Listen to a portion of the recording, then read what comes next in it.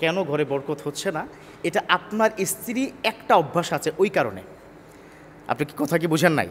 বলবেন হুজুর এটা তো অনেক অভ্যাসই তো আছে, কোনো অভ্যাসই তো তার কি ভালো না, এরকম অনেকে আছে আমাকে বলে যে হুজুর অনেক অভ্যাসই আছে অনেক খারাপ। আমি বলবো যে না, মা বোনরা অনেক ভালো, আপনাদের জন্য বহু কষ্ট করে রান্নাবাড়া করেন, সারাদিন আপনার বাচ্চাদেরকে সামলান অনেক, হ্যাঁ তারা কিন্তু অনেক কষ্ট করে আপনাদের জন্য। কিন্তু আমাদের মা বোনরা ন্যাচারালি একটা কাজ করেন, যে কাজটা সচরাচর ম্যাক্সিমাম মা বোনরা করেন। এই যে ঘরের মধ্যে বারাকা থাকে না, আপনার ঘরে দেখবেন ইনকাম ঠিকই করে, দেখা যাচ্ছে যেই মা বোন এই অভ্যাসটা যার, তিনিও ইনকাম করছেন, তিনিও কি চাকরি করছেন। আমার অনেক বন্ধু বান্ধব আছে যারা ধরেন মাসে 20 লাখ টাকা ইনকাম আছে, কিন্তু যখনই ফোন করি কেমন আছো বন্ধু, বলিস না আর ভালো না, আমি শুরুটাই হবে তার ভালো নাই দিয়ে। অথচ আমার এমন এমন কিছু কাছের মানুষ আছে যারা মসজিদে বেতন পায় মাত্র 12,000 টাকা। আচ্ছা বলেন তো 20 লাখ টাকা দিয়ে কি 12,000 দিয়ে আপনি কি ভাগ দিয়ে দেখেন তো কী অবস্থা, কয়শো গুণ সে ইনকাম করে। তিনি বলছেন যে হুজুর মানে বন্ধু কি বলিও না ভালো নাই, আর ওই মসজিদের হুজুর বলছে আলহামদুলিল্লাহ হুজুরকে দোয়া চাই অনেক ভালো আছে। খুব কাছের মানে কিছু হুজুর আছেন, ইমাম সাহেব 12,000 টাকায় ভালো আছেন, 20 লক্ষ টাকায় ভালো নাই। এর কারণটা কি? এর কারণ হচ্ছে ঘরের বারাকা নষ্ট হয়ে গেছে। আর এই নষ্টের পিছনে আপনার স্ত্রীর একটা স্বভাব, আর সেই স্বভাব যদি আপনারও থাকে তাহলে কিন্তু আরও মহাবিপদ, ডাবল প্রবলেম। সেটা কি? সেটা হচ্ছে ফরজ গোসলটা ফজরের আগে করছেন না। ফরজ গোসল না করে দিনের বেলায় হাজার কাজ, বাচ্চাদেরকে সামলানো, সকালের আপনাকে নাস্তা করে দেওয়া। ওই মহিলা ফরজ গোসল ছাড়া তার বাচ্চাদেরকে যদি মাদ্রাসায় দিয়ে আসে, বাচ্চার ব্যাগ তার হাতে, বাচ্চার ব্যাগের মধ্যে কি আছে? কোরআনের আয়াত আছে না? বাচ্চার কি ব্যাগের মধ্যে কোরআনের ওই টাইপের কি বই আছে না? ওই ব্যাগটা বাচ্চার মায়ের হাতে রিকশায় বসে ফরজ গোসলবিহীন মাদ্রাসাকে দিয়ে আসতে যায়। এই বাচ্চার উপর ইফেক্ট পড়ে যাবে। আপনি বাচ্চাকে খাবার খাওয়াচ্ছেন, ওই খাবারটা আমি বলবো না এটা কি মাকরু, আমি বলবো না এটা কি আপনার কি নাজায়েজ, জায়েজ আছে। তিনি হয়তো হারাম কাজ করেছেন, সেটা হচ্ছে তিনি ফজরের নামাজ পড়েননি।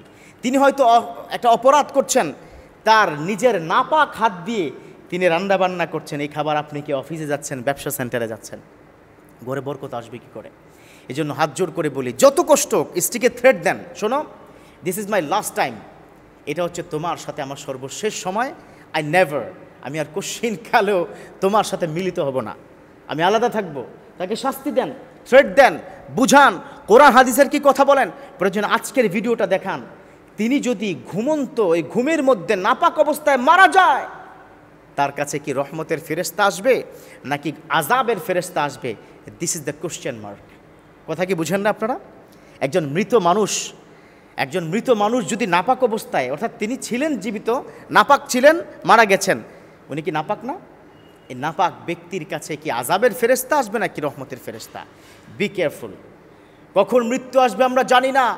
আপনি ফরজ গোসল ছাড়া যে ঘুমিয়ে গেলেন, ঘুমের মধ্যে যদি মৃত্যু চলে আসে, আল্লাহর কাছে কি জবাব দিবেন আপনি? কারণ আমরা তো জানি না কখন আমাদের মৃত্যু আসবে। রব্বুল আলামিন বলেন, ফাইযা জাআ আজালুহুম লা ইস্তাখিরুনা সাআতাও ওয়া লা ইস্তাকদিমুন। ফাইযা জাআ আজালুহুম, যখন সময়টা চলে আসবে, মৃত্যুর সময় যখন বেজে যাবে, লা ইস্তাখিরুনা সাআতাও, তখন একটা সেকেন্ড পরেও হবে না, ওয়ালা ইয়াকতাদিমুন, একটা সেকেন্ড আগেও হবে না। মৃত্যু due time, the time is up, you have to back to lord. ফেরেশতাকে বলবে, এই একটু সময় দাও, আমি একটু ফরজ গোসলটা করি, সুযোগ আছে। এই জন্য মা বোন please, those of female are watching me right now, I would like to request from bottom my heart, এটা আপনার ভালোর জন্য বলছি প্লিজ, সেটা হচ্ছে ফরজ গোসল করে শুবেন। হুজুর চুল ভিজা থাকলে মাথা ব্যথা করে, হুজুর শীতকালে তো প্রশ্নে উঠে না, হুজুর ভিজা চুল অবস্থা যদি জ্বর আসে তাহলে কি হবে? এই প্রশ্নের উত্তর আল্লাহর কাছে দিতে হবে কাল কিয়ামতের ময়দানে। আপনার কারণে ঘরে বারাকা নেই।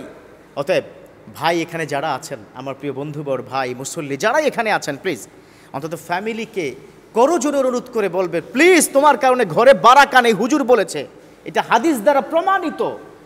তুমি নাপাক থাকো, নাপাক হাত দিয়ে রান্না করো, সেটা আমি খাই, বাচ্চাকে স্কুল মাদ্রাসাকে দিয়ে আসো নাপাক অবস্থায়, অতএব এটা আর করো না প্লিজ। আজকে থেকে কি পারা যাবে তো ইনশাল্লাহ? আল্লাহ পাক আমাদের প্রত্যেককে বুঝার, বিশেষ করে মা বোনদেরকে এই বিষয়টি মানার তৌফিক দান করুক, আমিন।